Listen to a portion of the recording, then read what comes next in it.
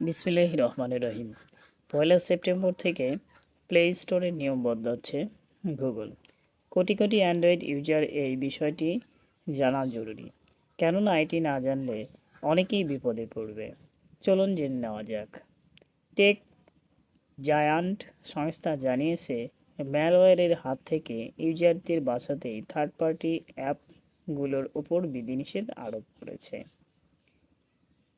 বড়সড় বদল আসতে চলেছে গুগল প্লে স্টোরে। 1 সেপ্টেম্বর থেকে বন্ধ হতে যাচ্ছে একাধিক অ্যাপ। এর প্রত্যক্ষ বিশ্বের কোটি কোটি অ্যান্ড্রয়েড ইউজারের ওপর।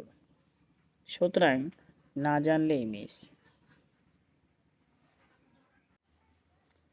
গুগলের এই সিদ্ধান্তের পিছনে রয়েছে একটি ক্রিপ্টো অ্যাপ। সম্প্রতি এক মহিলা জানান, তিনি প্লে স্টোর থেকে অ্যাপটি ডাউনলোড করেছিলেন, কিন্তু সেই অ্যাপের কারণে প্রতারকের খপ্পরে পড়েন তিনি।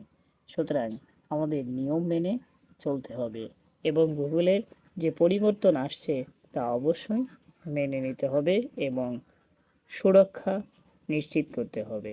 ভালো থাকুন প্রত্যেকে।